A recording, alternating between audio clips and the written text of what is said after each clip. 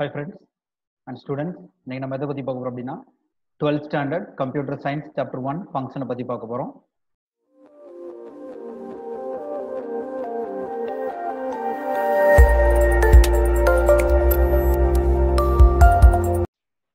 Okay students, first நம்ம என்ன பார்க்கலாம் அப்படின்னா what is function பார்க்கலாம். இது ஒரு சின்ன எக்ஸாம்பிள் ஃபங்க்ஷனுக்கு. இது ஒரு ஜூசர். இந்த ஜூசர் தான் ஃபங்க்ஷன் ஞாபகம் வச்சுக்கோங்க. இந்த ஃபங்க்ஷன்ல நான் ஃபர்ஸ்ட் ஆப்பிள் அப்படின்னு கொடுத்தேன்னா இன்புட் ஆப்பிள் கொடுத்தா எனக்கு அவுட்புட் என்ன வரும்? ஆப்பிள் ஜூஸ் வரும். சரியா? அடுத்து நான் மாதுளை கொடுக்குறேன், இன்புட்டா கொடுக்குறேன். அப்ப என்ன எனக்கு ஜூஸ் கிடைக்கும்? மாதுளை ஜூஸ் கிடைக்கும்.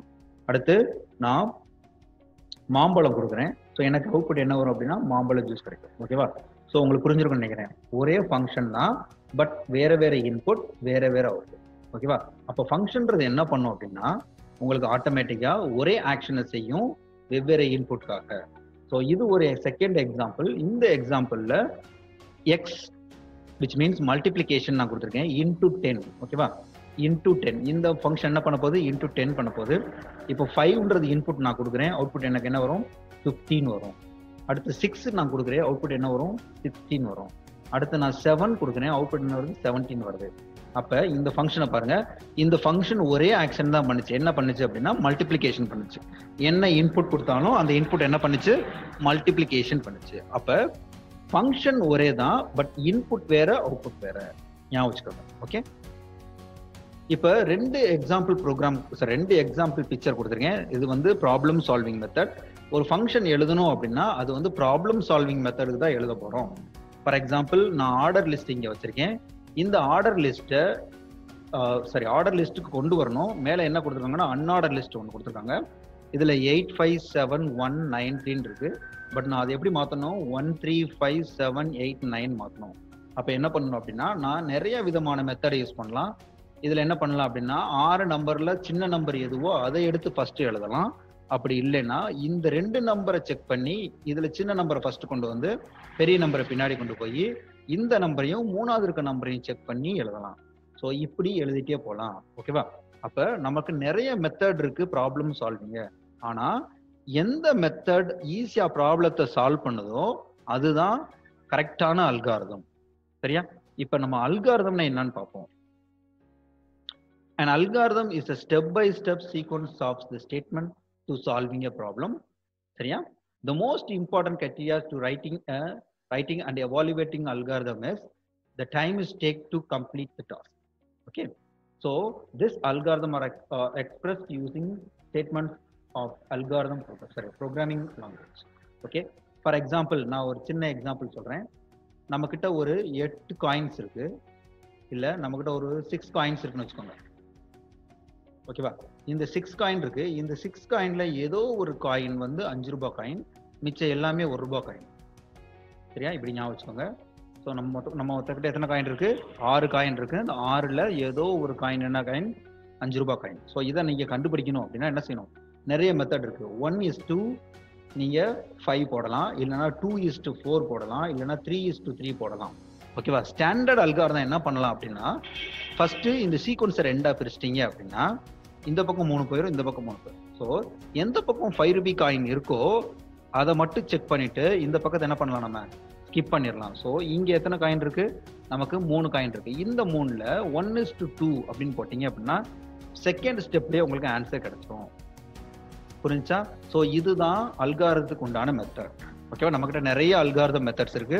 1:5, 2:4. நான் சொல்றது இந்த ப்ராப்ளத்துக்கு. ஓகே, இந்த ப்ராப்ளத்துக்கு தான் சொல்றேன். ஓகேவா? இப்போ நான் 3:3 பிரிச்சு கண்டுபிடிக்கேன். அதனால எனக்கு 2வது மெத்தட்ல கிடைச்சிருக்கு. சப்போஸ் 1:5 கொடுத்தீங்கன்னா ஃபர்ஸ்ட் மெத்தட்ல உங்களுக்கு என்ன செஞ்சிருக்கும்? ஆன்சர் கிடைச்சிருக்கும். ஸோ அப்போ எது பெஸ்ட் அல்காரிதம் அப்படின்னா 1:5 தான் இந்த ப்ராப்ளத்துக்கு பெஸ்ட் அல்காரிதம். சரியா? ஓகே, இப்போ நம்ம சப்ரோட்டீன் அப்படின்னு நினைப்போம். சப்ரோட்டீன்னா வேற ஒன்றும் இல்லை, இதுதான் ஃபங்க்ஷன். ஓகே, ஸோ ஃபங்க்ஷன் அப்படின்ற ஒரு ஸ்டார்ட் பண்ணிட்டோம். ஃபார் எக்ஸாம்பிள் நான் உங்களுக்கு சின்ன ஒரு எக்ஸாம்பிள் இன்னொன்று சொல்றேன். ஒரு வீடு கட்ட போறீங்க அப்படின்னா வீட்டு கட்டுறதுக்கு உண்டான எல்லா ஃபெசிலிட்டிஸும் நமக்கு இருக்கணும். சரியா? அதுக்கப்புறம் என்னென்ன ஆக்ஷன்ஸ்க்காக அதை கட்டுறோம் அப்படின்னு நமக்கு முன்னாடியே தெரிஞ்சிருக்கணும். ஓகேவா? ஃபார் எக்ஸாம்பிள் கிச்சன் எங்க வரணும், பெட்ரூம்ஸ் எங்க வரணும், ரெஸ்ட் ரூம் எங்க வரணும், எல்லாத்தையுமே பிளான் பண்ணி கட்டியிருப்போம். ஓகேவா? அந்தந்த ரூம்ஸ் அந்தந்த சின்ன சின்ன ஒர்க்ஸ் பார்க்க போகுது. கிளியர்? ஸோ அப்போ அதுதான் என்னது subroutines, right? So building blocks, okay. Subroutines are the basic building blocks of computer program. Subroutines are small section of the code that are used to perform a particular task that can be used repeatedly. Okay, this subroutines are called a function. These subroutines are called a function. Okay, subroutine வேற ஒன்றும் இல்லை, ஒரு small section. சரியா? இது என்ன பண்ணும், ஒரு சில கோடிங்ஸ் வச்சிருக்கோம். அது எதுக்காக வச்சிருக்கோம் அப்படின்னா ரிப்பீட்டடா அதோட வேலையை செய்யறதுக்காக வச்சிருக்கோம். ஃபார் எக்ஸாம்பிள் நான் உங்களுக்கு சொன்னேன், இன்ட் 10 ஒரு ஃபங்க்ஷன் காட்டினேன். இன்புட் 5ன்னு போகும்போது அது அவுட்புட் 10 வந்துச்சு, சாரி 15 வந்துச்சு. ரீசன் என்னன்னா அது அதோட வேலையை செய்யும். அதோட வேலை என்ன அப்படின்னா இன்புட் வர்றது என்ன பண்ணிருக்கணும், மல்டிப்ளை வித் 10, அவ்வளவுதான். Clear? So this is called a function. Okay, now we are going to discuss with what is function definition. Okay, இப்போ நான் definition சொல்ல போறேன் ஃபங்க்ஷனுக்கு. A function is a unit of code that is often defined within a greater code structure. Okay, a function contains a set of code that works on many kinds of input like variant, express and produce a construct output. ஓகேவா? So எத்தனை input கொடுத்தாலும் சரி அதுக்கு உண்டான அவுட்புட்டை, கரெக்டான அவுட்புட்டை construct பண்றது தான் இந்த ஃபங்க்ஷனோட வேலை. Understand sir? இப்போ ஒரு எக்ஸாம்பிள் கொடுத்துருக்காங்க. Let us consider the example a colon is equal to 24. a colon is equal to 24. So இது ஒரு எக்ஸ்பிரஷனாக கொடுத்துருக்காங்க. a colon is equal to 24ன்றது எக்ஸ்பிரஷன். இப்போ இந்த 24 அப்படின்றது என்னது, வேல்யூ. 24ன்றது வேல்யூ. அப்போ ஏன்றது என்னது சார், ஏன்றது வேல்யூ, வேரியபிள். ஓகேவா? ஏன்றது வேரியபிள். ஸோ என்ன பண்றோம் அப்படின்னா இந்த 24 ஏன்ற ஒரு வேரியபிளுக்குள்ள ஸ்டோர் பண்ண போறோம். ஏன்ற வேரியபிளுக்குள்ள ஸ்டோர் பண்ண போறோம். அப்ப ஏன்றது நேம், இல்லைன்னா இதுக்கு பேர் என்னது, variable. And 24 it is called what, value. Okay, so a colon 24 has expression in it, but 24 it is not itself in a expression. 24ன்றது மட்டும் எக்ஸ்பிரஷன் கிடையாது. ஏன் அப்படின்னா a colon is equal to 24ன்றதான் எக்ஸ்பிரஷன். ஓகேவா? 24ன்றது என்னது, வேல்யூ. ஞாபகம் இருக்குல்லையா? சரி, definition will values two names in case the value 24 being bound to the name of a. ஓகேவா? எப்ப இது டெஃபினிஷனா மாறும் அப்படின்னா a colon is equal to 24ன்னு கொடுக்கும்போது மட்டும்தான் அது எக்ஸ்பிரஷன், இல்லைன்னா என்னவா மாறும், டெஃபினிஷனா மாறும். ஏற்கனவே தெரியும், 11th ஸ்டாண்டர்ட்ல நம்ம படிச்சிருப்போம் பேராமீட்டர் அப்படின்னா என்னன்னு. ஒரு ஃபங்க்ஷன் இருக்கு அப்படின்னா, ஃபார் எக்ஸாம்பிள் ஏன்னு ஒரு ஃபங்க்ஷன் இருக்கு, இங்கே எக்ஸ் கமா ஒய்ன்னு வச்சிருக்கேன். சரியா? இப்போ கேலிபிரேஸ் கொடுத்துருக்கேன். கடைசியா நான் இங்க என்ன பண்ணிருப்பேன், ஏ ஆஃப் 5,6 நான் இங்க எழுதியிருப்பேன். அப்படின்னு என்ன அர்த்தம் அப்படின்னா இதுதான் என்னது, இது பெராமீட்டர். இது பெராமீட்டர். ஏன் அப்படின்னா வேரியபிள் வச்சிருக்கு. Parameter are the variable, note பண்ணுங்க, parameter are variable in the function definition. ஒரு ஃபங்க்ஷன் டெஃபினிஷன்ல ஒரு வேரியபிளை டிக்ளரேஷன் பண்ணியிருந்தா அதுக்கு பேர் என்னது, பெராமீட்டர். இந்த பெராமீட்டருக்கு நம்ம வேல்யூவை பாஸ் பண்றோம் அப்படின்னா அதுக்கு பேர் என்னது, argument. Okay, please note it. Arguments are the value which are passed to the function definition. ஓகேவா? இதுதான் ஃபங்க்ஷன் டெஃபினிஷன். இங்க வேரியபிள் x y இருக்கு.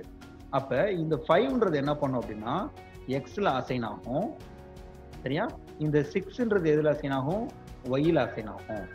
அப்ப எது பெராமீட்டர், இங்க எக்ஸ் ஒய்ன்றது பெராமீட்டர், 5 and 6ன்றது ஆர்குமெண்ட். சரியா? புரிஞ்சிருக்கும்னு நினைக்கிறேன். ஓகேவா? ஒன்ஸ் அகைன் நான் சொல்றேன், நோட் பண்ணிக்கோங்க. Parameter are the variable in the function definition. Arguments are the value which are passed to the function definition. Clear? Now we are going to discuss about parameter without type. Okay, நம்ம இப்ப என்ன பார்க்க போறோம், parameter without type. டைப்ன்றது வேற ஒண்ணும் இல்ல, data type. Right? டைப்ன்றது data type mention பண்றோம். ஓகே, சோ ஃபர்ஸ்ட் டெஃபினிஷனை பார்க்கலாம், அப்புறம் ப்ரோக்ராமிங் பார்க்கலாம். சோ டெஃபினிஷன் என்ன சொல்றாங்க அப்படின்னா, in this function definition variable b is the parameter. Okay, இப்போ ஒரு எக்ஸ்பிரஷன்ல b is equal to அப்படின்னு இருந்தா வேரியபிள் bன்றது என்னது, parameter. And the value which is passed to the variable b is called argument. அப்ப இங்க 10 நான் கொடுக்குறேன்னு வச்சுக்கோங்க. இப்போ வேல்யூ 10 கொடுக்குறேன். அப்ப இதுக்கு பேர் என்னது, parameter. அண்டர்ஸ்டாண்ட்? அப்போ இந்த 10ன்றது என்னது, ஆர்குமெண்ட். அண்டர்ஸ்டாண்ட்? நம்ம ஏற்கனவே இதை டிஸ்கஸ் பண்ணிட்டோம். கிளியர்? ஓகே, இங்க ரெண்டு கண்டிஷன் கொடுத்துருக்காங்க. ஒன்னு pre condition, another one is post condition. Pre condition என்ன அப்படின்னா ரிக்வயர்ஸ். ரைட்? என்ன வேணும், ரிட்டர்ன்ஸ் அப்படின்றது ரிசல்ட் ஞாபகம் வச்சுக்கோங்க. ஓகேவா? So pre condition and post condition. Here we didn't mention the type. நான் டைப் பண்றது என்ன சொன்னேன்? Data type. ஏன்னா இந்த ப்ரோக்ராம் பாருங்க, இன்ட், ஃப்ளோட், கேர், டபுள் எதுவுமே இங்க யூஸ் பண்ணல. ஸோ இங்க என்ன பண்ணல, நம்ம எதுவுமே மென்ஷன் பண்ணல. Okay. Some language compiler solves the types interface problem is algorithmically, right? So சில கம்பைலர் என்ன பண்ணும் அப்படின்னா ஆட்டோமேட்டிக் என்ன பண்ணிக்கிறோம், அந்த ப்ராப்ளத்தை சால்வ் பண்ணிடும். சிலது கண்டிப்பா நம்ம டேட்டா டைப் கொடுக்குற மாதிரி இருக்கும். Clear? Then it is returning 1 in the part, sorry, it's wrong, in the part it will automatically consider the type as int. Okay, இப்போ 1 ரிட்டர்ன் ஆச்சுன்னா ஆட்டோமேட்டிக்கா என்ன கன்சிடர் பண்ணிக்கும்? இன்ட்னு கன்சிடர் பண்ணிக்கும். ஓகே, இந்த எக்ஸாம்பிள்ல பாருங்க. இந்த எக்ஸாம்பிள்ல என்ன கொடுத்துருக்காங்க அப்படின்னா require b greater or equal to 0 கொடுக்காங்க. Okay, greater than or equal to சொல்லிட்டாங்க. ஓகே, இப்போ ரிட்டர்ன் என்ன பண்ணணும் அப்படின்னா a to the power of b. Okay, இப்போ 0 இல்லாட்டி அதை கூட மேல இருக்கணும். அப்படி இருந்தா a to the power of b கண்டுபிடிக்க சொல்லிடுறாங்க. அப்போ ப்ரோக்ராம் ஸ்டார்ட் பண்றோம்.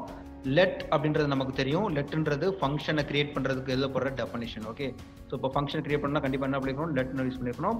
ரிக் அப்படின்றது நமக்கு தெரியும், recursion function. Okay, for example recursion அப்படின்னு என்ன சார் அப்படின்னா ரிப்பீட்டடா அதுவே கூப்பிட்டுக்கும். a function calling itself that is called a recurse function. இப்படி நடக்குமா சார்? எஸ் நடக்கும். எப்படி அப்படின்னா 5 into 4 into 3 into 2 into 1. இப்போ இந்த ஈக்குவேஷன் இருக்கு. இந்த ஈக்குவேஷன்ல 5 into 4 ஃபர்ஸ்ட் மல்டிப்ளை பண்ணி 20ன்னு வச்சுக்கோம். அதுக்கப்புறம் 20 into 3 மல்டிப்ளை பண்ணி 16 வச்சுக்கோம். அதுக்கப்புறம் 60 into 2 மல்டிப்ளை பண்ணி 120ன்னு வச்சுக்கோம். அதுக்கப்புறம் 120 into 1 மல்டிப்ளிகேஷன் பண்ணி திருப்பி 120ன்னு வைக்கும். புரிஞ்சிருக்கும்னு நினைக்கிறேன், ரைட்? அப்ப என்ன அர்த்தம் அப்படின்னா 2 வேல்யூ மல்டிப்ளை பண்ணி ஒரு இடத்துக்கு வரும், திருப்பி 3 வேல்யூ மல்டிப்ளை பண்ணி ஒரு இடத்துக்கு வரும், ரைட்? இப்படி மல்டிப்ளை பண்ணிட்டே போயிட்டே இருக்கும். ஸோ எப்போ வரைக்கும் அப்படின்னா கண்டிஷன் ட்ரூ ஆகி அதோட வேல்யூ கிடைக்கிற வரைக்கும். அண்டர்ஸ்டாண்ட்? ஸோ ரிகர்ஸ் ஃபங்க்ஷன்றது என்னன்னு புரிஞ்சிருக்கும். Function calling itself that is called what?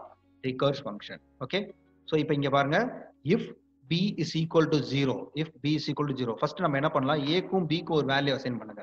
ஏன்னா இங்க ஃபங்க்ஷன் நேம் கொடுத்துருக்காங்க. என்ன ஃபங்க்ஷன் நேம்?